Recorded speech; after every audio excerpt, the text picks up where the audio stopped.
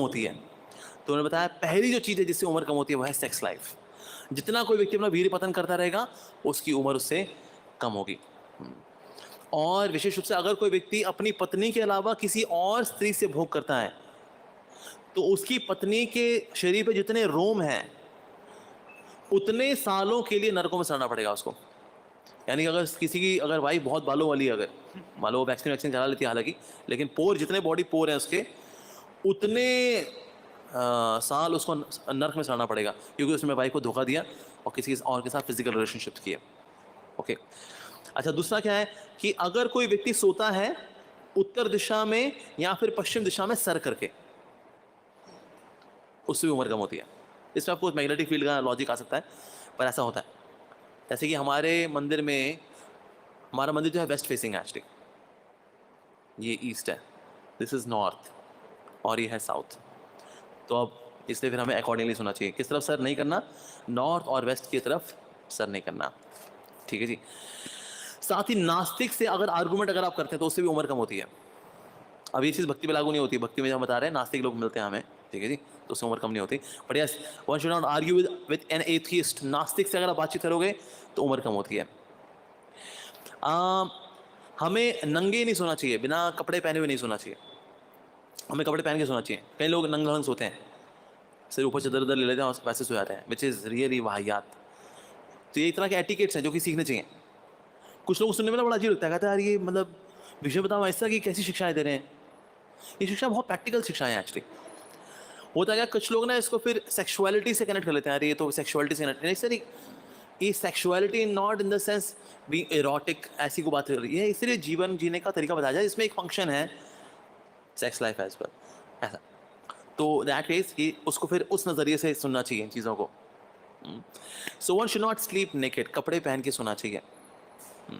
जैसे सिर्फ गमछे में नहीं सोना चाहिए, सिर्फ गमछा भी इज़ नॉट सफिशिएंट, थोड़ा और ऊपर कपड़े वगैरह पहने चाहिए, दैट्स इंपॉर्टेंट। और वैसे भावना जो अगर हम चाहते हैं ना हमारी भावनाएं जो हैं अच्छी रहें, मतलब ठीक ठाक रहें मरते वक्त, सॉरी सोते वक्त वैसे सोना जो है मृत्यु के समान माना गया है, बट यस अगर ये टेम्परेरी मृत्यु होती है हालांकि, बट यस तो ऐसे में व्यक्ति को अपने आप को ढक के सोना चाहिए। जितना ढके सोएंगे दैट इज सात्विक way of sleeping, like that. खड़े होके मूत्र विसर्जन नहीं करना चाहिए।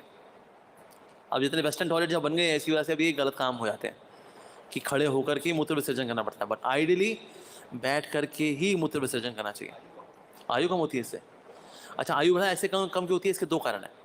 एक तो कारण ये है कि ना जब खड़े होकर कोई व्यक्ति मूत्र विसर्जन करता है तो पूरा मूत्र निकल नहीं पाता, उसमें अंदर 5-10% रह जाता है। इससे बॉडी अशुद्ध होती है, और क्योंकि इससे बॉडी अशुद्ध होती है, अशुद्ध शरीर जो है वो जल्दी घर्षित होता है। सेकंड कारण है जब हम खड़े होकर करते हैं तो उसमें वीर्य भी निकलने के चांस रहता है। स्पेशली जिनका वीर्य पतला है ना, जिनका वीर्य पतला होता है वो निकल जाता है उनका वीर्य, इसलिए मतलब होगा 15 दिन में ऐसे लोगों को स्वप्नदोष वगैरह आसानी से हो जाता है। जिनका वीर्य बहुत घना होता है दे टेक 1 मंथ और 2 मंथ्स तो जाके कहीं उनका, और वीर्य का सिर्फ पानी निकलता है, वीर्य अंदर ही रहता है। तो वीर्य जिनका बहुत घना होता है, इनका वीर्य बहुत पतला है, इट इजीली कम्स आउट। तो इसे धातु जो है शरीर में रखनी बहुत ज़रूरी है, लेकिन उसके लिए क्या करना चाहिए? खड़े होकर मूत्र विसर्जन नहीं करना चाहिए ऐसा। तो जितने आज जो टॉयलेट्स हैं वो सब खड़े वाले होते हैं, यूरिनल्स वगैरह होते हैं, तो इसलिए लोग फिर आज खड़े होकर करते हैं। एक्चुअली कलयुग क्या है, सब उल्टे काम करने वाले ही हैं, इसमें सारे हिसाब किताब उल्टे काम वाले ही रहेंगे।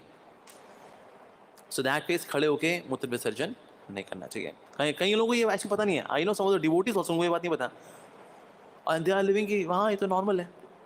बैठ के करना चाहिए, एक्चुअली बैठ के करना चाहिए। अगर किसी का जनेऊ हो तो जनेऊ लपेट करके फिर करना चाहिए। उसके बाद फिर पाँव भी धोने चाहिए, जो प्राइवेट पार्ट है जहाँ जो मूत्र विसर्जन का जो अंग है उसको भी धोना चाहिए।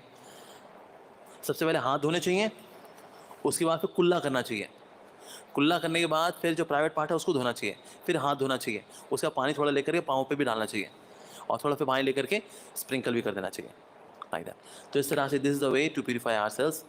मतलब यूरिनेशन का भी मतलब ये there is a etiquette to follow. Okay, और हमें सुबह और शाम को खाना चाहिए, और किसी बहुत एक्सेसिव हॉस्पिटैलिटी नहीं कर देनी चाहिए। मतलब कोई आए तो इतना उसको, मतलब कोई कहे नहीं जी बस और नहीं खाएंगे, नहीं नहीं और खाना पड़ेगा, आपको और खाना पड़ेगा, और नहीं जी देखिए नहीं नहीं प्लीज़ देखिए नहीं, और पूड़ी है और ये सब्जी, अरे देखिए और नारे प्यार है हमारा। ऐसा करने से भी उम्र कम होती है। जो कर रहा है ऐसा, जो कर रहा है ऐसा, एक्सेसिव हॉस्पिटैलिटी कर रहा है, उसकी उम्र कम होती है। जो हॉस्पिटैलिटी रहे वो तो मना कर रहा है भाई, नहीं नहीं नहीं नहीं। पर अगर कोई बोले नहीं जी बस अब और नहीं, कहते नहीं ये तो आपको लेना पड़ेगा, तो डॉजिंग करते हैं, कबड्डी कबड्डी कबड्डी कबड्डी। हमने कहा कुछ लोग तो ऐसा करते हैं वाकई में। अब ऐसा हम लोग, अब जैसे अब पेट जो बढ़ता है इसलिए तो बढ़ता है, भक्तों का प्यार होता है। इनके यहाँ जाते हैं, ने देखिए ये मेरे हाथों से बनाया है मैंने, अच्छा ठीक है आ लाइए आपके आपके हाथों का, उसका उनके हाथों का, सबके हाथों का। अब घर में 20 मेंबर रहते हैं, सबके हाथ का पा लिया जी, बस हमने अपने अपने फिंगरप्रिंट्स दिए। अच्छा ठीक है फिर आप एक्सरसाइज कर लीजिए। एक्सरसाइज करने का भक्ति जीवन में टाइम नहीं होता। मॉर्निंग प्रोग्राम सुबह 4:30 से लेकर के 10:30 बजे तक पैक्ड है वो सेवाएं, तो फिजिकल एक्सरसाइज हो नहीं पाती है, खाना पीना जो है वो अच्छा खासा हो जाता है। इसीलिए सो दैट फेस पे अक्सर देखते हैं हम ब्राह्मणों के पेट जो निकले होते हैं इसलिए निकले होते हैं बिकॉज सब कुछ बैठ के होता है, मंत्र उच्चारण बैठ कर पढ़ना, बैठ के खाना, बैठ के, और खाने में जो है फिर एक्सेसिव हॉस्पिटैलिटी।